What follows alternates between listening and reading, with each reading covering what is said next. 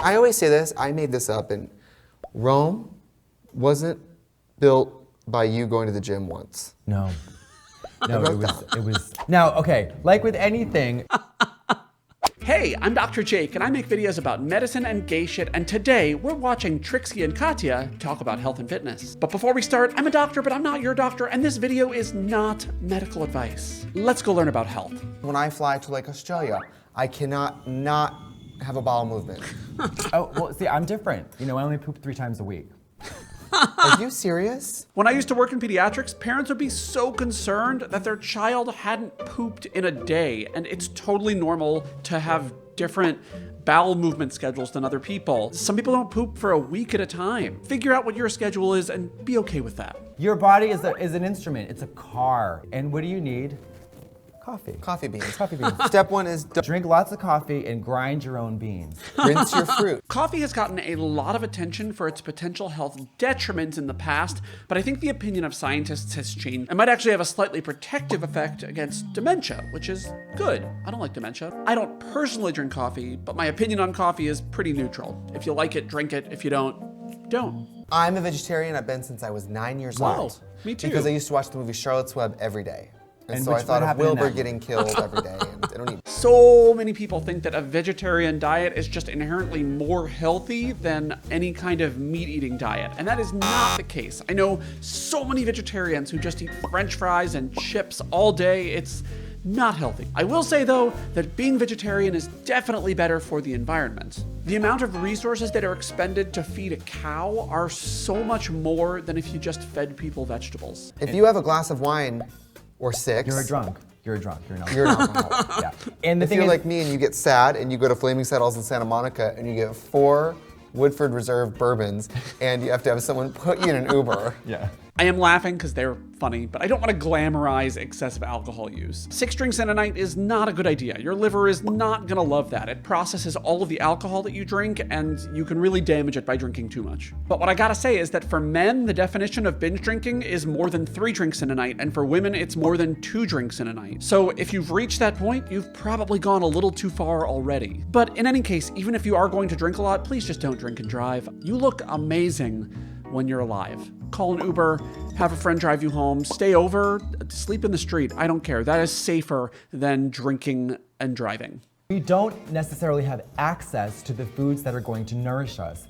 The industries are created because why? Because things are cheap, they're designed to make money. They're designed to tempt us. Right, and the thing is that if it tastes good and it's cheap, that does not equal nutrition usually. Food deserts are urban areas in which it's difficult to buy high quality and affordable food. And food deserts, of course, disproportionately affect poor people. Think about it. If you have a car, you can afford to drive to the grocery store and get nutritious food. You don't have to rely on the things that are closest to you. In any case, food deserts systematically oppress poor people by making them unable to nutrify themselves appropriately. Is nutrify a word? I don't think so. But it's that thing when you get a blood clot in your ankle because that you wear compression socks so you don't get a stroke? Yeah. We might not be totally qualified to talk about this stuff. The compression stockings are to prevent you from getting that blood clot in the first place. If blood has stasis, if it's still, then that makes you more prone to getting a blood clot. That's why one of the big risk factors for blood clots in your legs is a long plane ride or bus ride. You're sitting still, the blood doesn't go anywhere, and so it pools, and then it can clot. Here is the key. When we think of exercising as a chore, as this awful thing that we have to do, the key to making it sustainable and enjoyable is obviously finding a form of exercise that you like.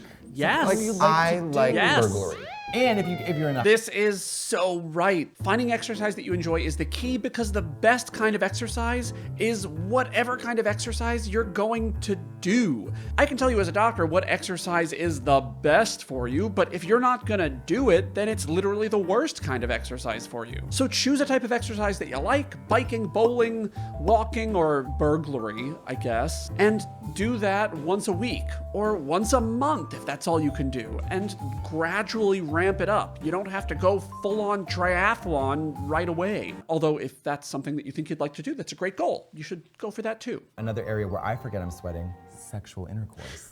Yeah, if you have sex with people, do it in challenging positions. Yeah, make Don't a day just of go it. straight for the doggy style just because it's your brother. Yeah. You know, one of you should hang from the ceiling, one of those yoga. Yeah, sex is good exercise. I I'm leaving this one alone. A lot of ballerinas smoke because it helps regulate their weight and it gives them something to do before, being abused on stage. So don't smoke. There's other. Whenever smoking comes up in any video, I always wonder, is it too obvious to talk about smoking? No. No, it's not. Don't smoke. You know who works out harder than anyone? Fat people. Yeah. They're carrying weights all day. Yeah. If they, imagine stripping the fat away from an obese person, they probably have so much muscle under there.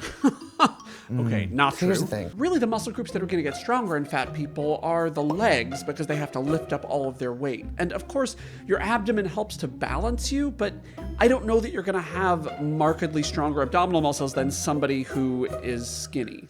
Get really fat, Get super fucking fat. then get lipo. And you will have this magical, super strong body underneath all of it.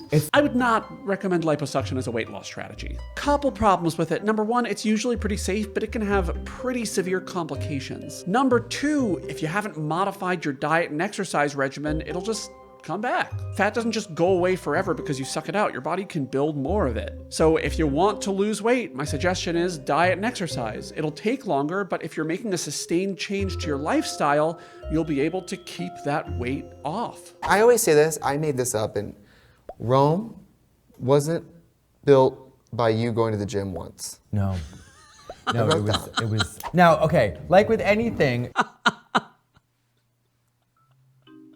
It's about consistent change. And if you're going to the gym and then eating more afterward, you may actually gain a little bit of weight because muscle is dense. It's gonna have more weight to it. Keep going to the gym over time and continue to slowly modify your diet as well, and you'll eventually see weight loss. But you have to be honest with yourself. A lot of the people that I see dieting are having little snacks here and there and sort of saying, those don't count, which is, that's tough.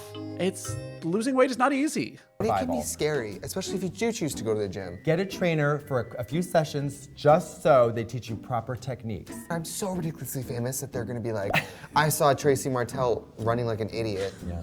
You want functional. You don't need a gym membership to get good exercise. Just buy a dumbbell for $30 off of Amazon or whatever service you want that doesn't have Jeff Bezos attached to it, and go ham. There are people on YouTube who will teach you how to do these exercises. You don't need to hire somebody. You don't need to pay money to exercise. And if you don't want to pay money for that dumbbell, just walk, just jog, bike, whatever it is that gets you out of your house or in your house if you're in Boston like me and you really don't want to do anything, and exercising. If you enjoyed this video, please hit that like button to let the algorithm gods know that this video should be seen by more people. That's all for me. See you in the next one. Bye-bye.